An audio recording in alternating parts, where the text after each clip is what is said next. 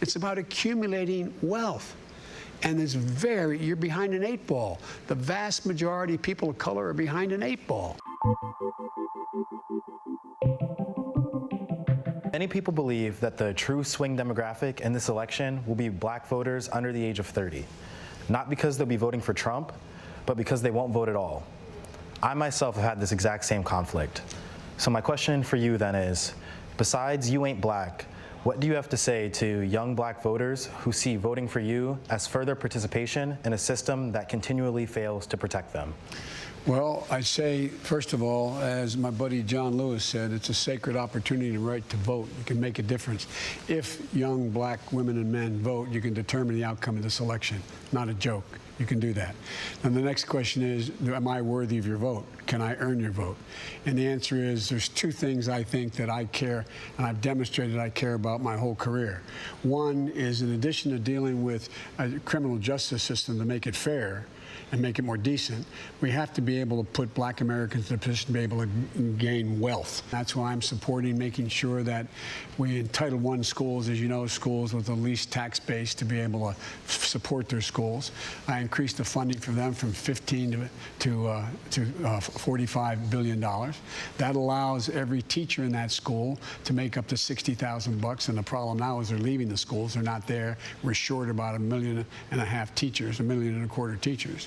Number 2, every 3-, 4-, and 5-year-old will go to school, not daycare, school. In addition to that, I provide for $70 billion for HBCUs for them to be able to have the wherewithal to do what other universities can do because they don't have the kind of foundational support they need.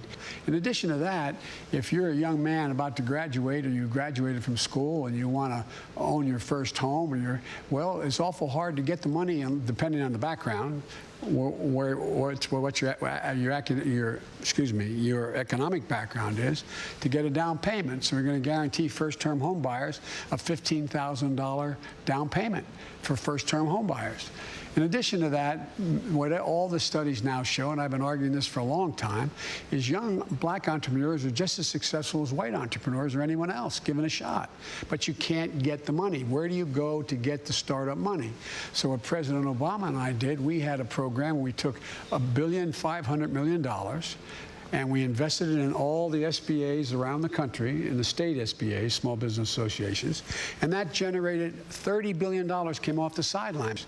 Well, I'm changing that program, and I'll get this done without much trouble, I believe, in the Congress, from $1.5 billion to $30 billion to $30 billion. That'll take $300 billion off the sideline and grow because and for example, if you, in fact, and I were the same age and we split our differences and we were the same age and we went to the same builder to buy us each the same home, but my home was in a white neighborhood on one side of a highway and yours is in a black neighborhood, same exact home.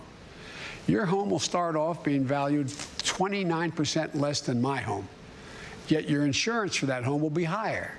You'll be taxed more for it. We've got to end this. That's what got me involved in politics in the first place, a thing called redlining. We can change so much that we can do so much to change the circumstances to give people a real opportunity.